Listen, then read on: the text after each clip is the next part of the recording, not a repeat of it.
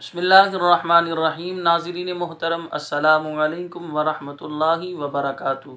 नाज़रीन मोहतरम, आज हम समाअत फ़रमाएंगे नमाज तरावी के हवाले से। सबसे पहले नमाज तरावी की फ़जीलत समाअत फ़रमाएँ, इसके बाद मसाइल आप हज़रात के सामने बयान किए जाएंगे।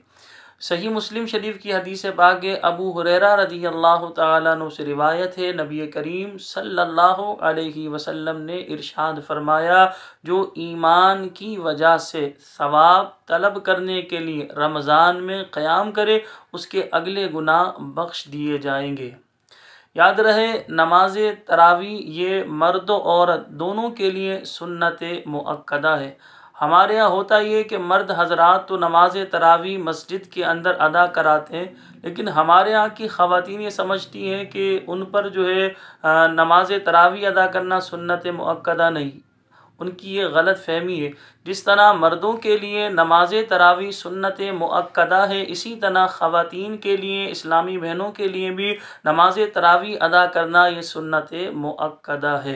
सुन्नत मुअक्कदा का हुक्म भी समाअत फरमा लें। सुन्नत मुअक्कदा उस अमल को कहते हैं कि अगर बंदा एक आध बार इसका तर्क करेगा, यानी सुन्नत मुअक्कदा को एक आध बार तर्क करेगा तो शरई एतबार से उसने बुरा किया।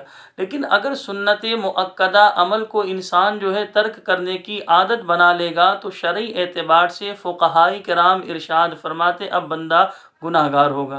तो इससे आप समझ सकते हैं कि बाज़ लोग कहते हैं नमाज तरावी के हवाले से कि नमाज तरावी तो नफली नमाज है, भाई नहीं पढ़ी तो कोई गुनाह नहीं, कोई गलत नहीं किया। ऐसा नहीं है। नमाज तरावी सुन्नत मुअक्कदा है और इसकी कुल रकातें 20 है। और इसमें हिकमत उलमा ने यह बयान फरमाई कि आप पूरे दिन के फ़राइज़ व वाजिबात को देखें, उनकी तादाद भी 20 है। मर्दों के लिए भी सुन्नत मुअक्कदा है नमाज तरावी, ख़वातीन के लिए भी नमाज तरावी सुन्नत मुअक्कदा है। नमाज तरावी का वक्त कब शुरू होता है? इशा के फ़र्ज़ अदा कर लेने के बाद से तुलुए फ़जर तक नमाज तरावी का वक्त रहता है। फ़ुक़हाए किराम इरशाद फरमाते हैं, नमाज तरावी वितर से पहले भी बंदा पढ़ सकता है और वितर के बाद भी पढ़ सकता है। हाँ, ऐसा नहीं हो सकता कि जिसने इशा के फ़र्ज़ अदा नहीं किए और वो नमाज तरावी अदा करे, तो इस तरह उसकी नमाज तरावी अदा नहीं होगी। क्योंकि नमाज तरावी का तो वक्त ही शुरू तब होता है जब इंसान इशा के फ़र्ज़ अदा कर ले। इशा के फ़र्ज़ अदा कर लेने से नमाज तुलुए जो है फ़जर तक जो है नमाज तरावी का वक्त रहता है। वितर से पहले भी पढ़ सकते हैं और वितर के बाद भी पढ़ सकते हैं।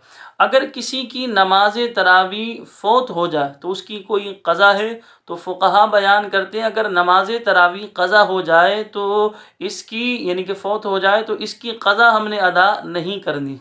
यानी अगर मस्जिद के अंदर जैसे मिसाल के तौर पे जमात निकल जाती है तो लोग समझते हैं क़ज़ा हो गई, ये क़ज़ा नहीं हुई।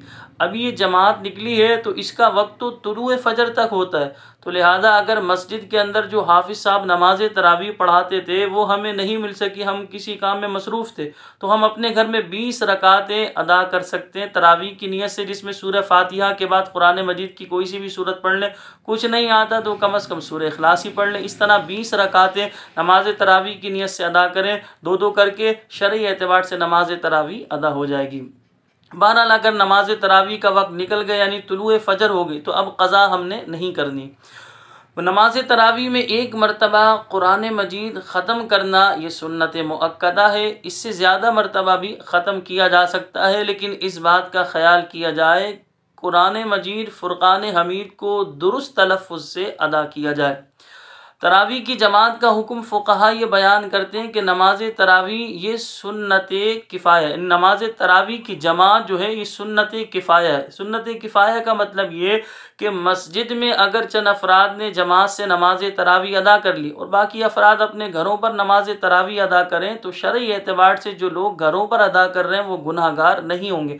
अलबत्ता फ़ुक़हा ने इतना ज़रूर लिखा कि मस्जिद में जमात के साथ नमाज तरावी अदा करना ये अफजल है। अच्छा, रमज़ानुल मुबारक में नाबालिग बच्चों को प्रैक्टिस के लिए इमाम बनाया जाता है, उन्हें जो है नमाज तरावी या शबीना वगैरह पढ़ाया जाता है, तो पढ़वाया जाता है उनसे। तो ये बात याद रखिएगा, अगर नमाज तरावी या इसी तरह शबीना या कोई सी भी नफली नमाज या फ़र्ज़ नमाज नाबालिग बच्चा पढ़ाएगा तो उसके पीछे बालिग अफराद पढ़ेंगे, उनकी नमाज अदा नहीं होगी। हाँ, नाबालिग बच्चों को पढ़वाना चाहिए ताकि प्रैक्टिस हो उनकी, उन्हें आगे चलकर पढ़ाना आए, तो नाबालिग बच्चा इमाम बना दें, उसके पीछे नाबालिग बच्चों को ही खड़ा कर दें। इस तरह उनकी प्रैक्टिस भी हो जाएगी और शरई एतबार से कोई बालिग तो उनके पीछे नमाज नहीं पढ़ रहा, तो उन नाबालिग बच्चों की नमाज अदा हो जाएगी। इसी तरह फुक़हा बयान फरमाते हैं कि रमज़ानुल मुबारक में वितर की नमाज जमात से पढ़ना ये अफजल है। अच्छा, बाज़ लोग ये भी पूछते हैं, जैसे एक शख्स नमाज तरावी और वितर पढ़ाता है और दूसरा एक शख्स इशा की नमाज अदा कराता है और वितर पढ़ाता है, और दूसरा शख्स जो है वो नमाज तरावी पढ़ाता है, इस तरह क्या करना दुरुस्त है? तो ये बिल्कुल दुरुस्त है। एक शख्स जो है जमात इशा कराए और वितर की जमात कराए, दूसरा शख्स जो है वो नमाज तरावी पढ़ाए, जैसे हमारे यहाँ बाज़ मसाजिद में ये रिवायत भी है। तो ये हज़रत उमर रज़ी अल्लाह ताला अन्हु इशा की जमात कराते थे और वितर की नमाज पढ़ाते थे। उबई बिन काब रज़ी अल्लाह ताला अन्हु के बारे में लिखा है कि ये नमाज तरावी पढ़ाते थे। बैठ कर अगर बंदा बिला उज़्र नमाज तरावी अदा करेगा तो फ़ुक़हा ने इसे मकरूह करार दिया, और बाज़ फ़ुक़हा ने यहाँ तक बयान किया कि अगर बैठ कर बंदा नमाज तरावी अदा करेगा तो शरई एतबार से नमाज तरावी अदा नहीं होगी।